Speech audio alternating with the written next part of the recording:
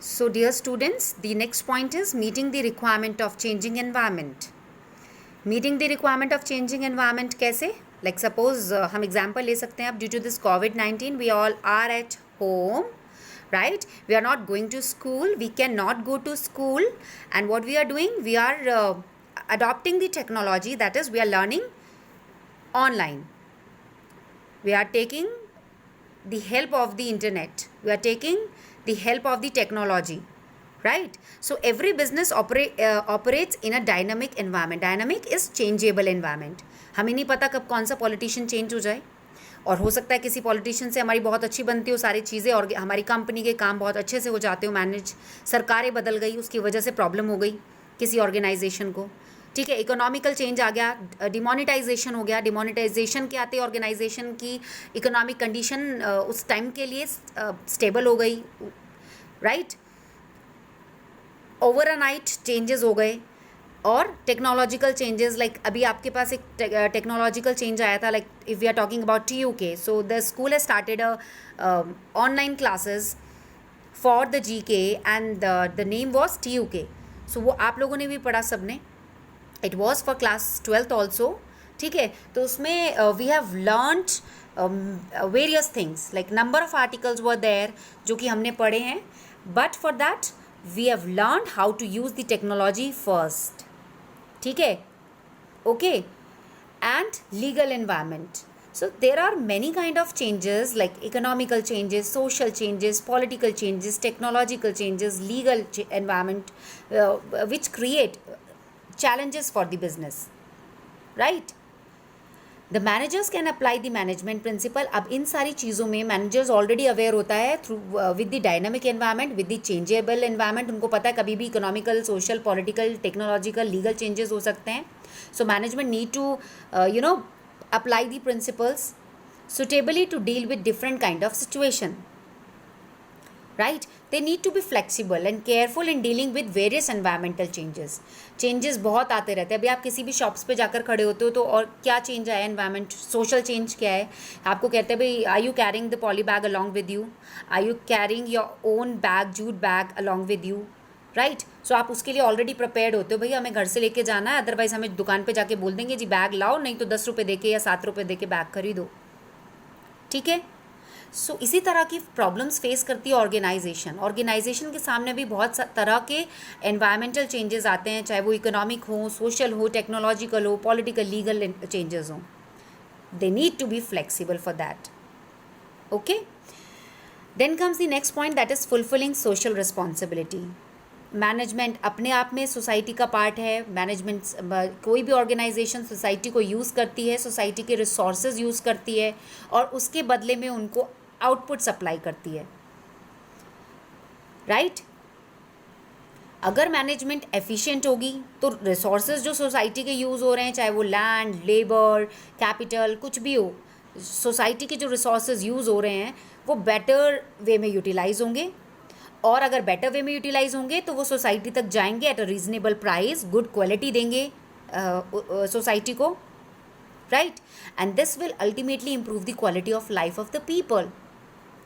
बेटा कोई भी ऑर्गेनाइजेशन रिसोर्सेज तो सोसाइटी के यूज़ करती है ना, और उनको बदले में क्या देती है, उनको सप्लाई करते हैं आउटपुट, ठीक है, रॉ मटेरियल को फिनिश्ड गुड में कन्वर्ट करके देती हैं, ठीक है.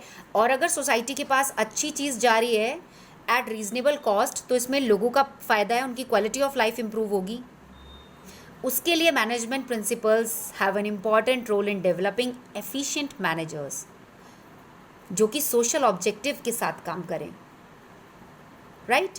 If the managers are effective, if the managers are efficient, if the manager knows when to use the management principles, where to use the management principles, तो the manager will definitely work for the social objectives as well. क्योंकि ultimately हम society के resources use करते हैं तो बदले में उनको कुछ अच्छा देना at a reasonable price, at a reasonable cost, it is the responsibility of any of the organisation also, ठीक है. Then comes the another point, that is management training and education. Management training and education.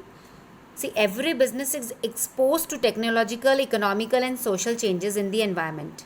Changes होते रहते हैं, ये हमने पढ़ा ऊपर यहाँ पर, changing environment है, तो उसमें चाहे सोशल चेंजेस हो, इकोनॉमिकल, पॉलिटिकल, लेकिन ये रिस्पॉन्सिबिलिटी होती है किसी भी ऑर्गेनाइजेशन की कि वो मैनेजर्स को ट्रेंड करें उसके लिए। ठीक है, manager must learn the science of management, managerial functions क्या होते हैं, उनको नॉलेज प्रोवाइड करना उससे रिलेटेड, मैनेजमेंट प्रिंसिपल से रिलेटेड प्रैक्टिसेस प्रोवाइड, प्रोसीजर्स बताना उन्हें। ठीक है, फ्यूचर मैनेजर्स को ट्रेन करना।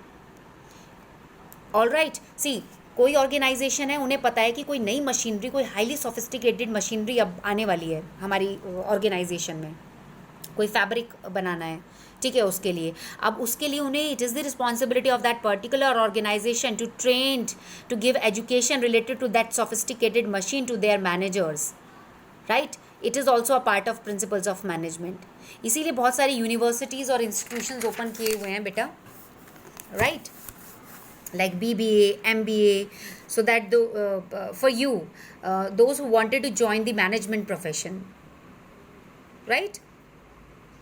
अच्छा, इसमें बात हो रही है, देखो, researcher can investigate the relevance of unity of command आज के टाइम पर। अच्छा, यूनिटी ऑफ कमांड फिर से मैं बता देती हूँ, you know, recalling you, unity of command भी एक प्रिंसिपल है मैनेजमेंट का, जिसमें क्या होता है, सी अभी लास्ट ही हमने पढ़ा था ये, I have just open that page, जिसमें I have given you an example कि there are 2 groups, first group and second group. First group के एक ही बॉस हैं, सेकंड ग्रुप के 2-3 बॉसेज हैं। यूनिटी ऑफ कमांड होता क्या है, a subordinate should receive order from one superior only. Management thinkers ने ये रियलाइज़ किया कि किसी भी ऑर्गेनाइजेशन में वो उन्होंने काम किया, उन्होंने देखा जिसके ऊपर एक बॉस है, एक बॉस के साथ अकॉर्डिंगली उनको वर्क करना है, तो वो काम बहुत अच्छे से होता है। जहाँ 2-3 बॉस को फॉलो करना होता है, वहाँ डुप्लीकेसी ऑफ वर्क हो जाता है, वेस्टेज ऑफ एफर्ट्स हो जाता है, टाइम का वेस्ट होता है, एफिशिएंसी नहीं आ पाती है, एक बॉस को खुश करने के चक्कर में दूसरा बॉस नाराज़ हो जाता है, समझ में नहीं आता किसको फॉलोअप करना है, ठीक है। बट जहाँ पर एक बॉस है, मतलब unity of command means subordinate should receive order from one superior only, ताकि किसी भी तरह का कन्फ्यूजन क्रिएट ना हो, right.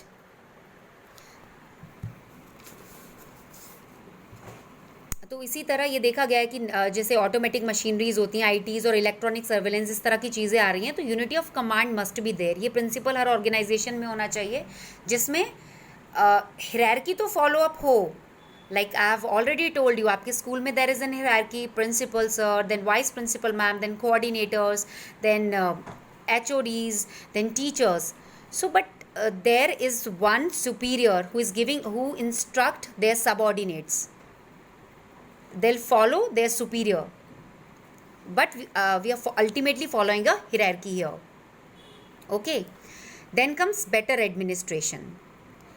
Proper understanding of the principle of management helps the manager in formulation of effective plan and policies.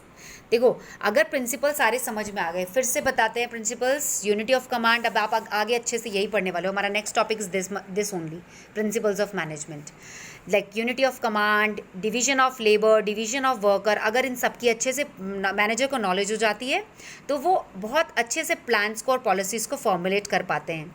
देखो बेटा, ऐसे ही एक प्रिंसिपल है, equal pay for equal work. इसके लिए I can give you an example, like suppose किसी company में computer operator work कर रहे हैं, ओके।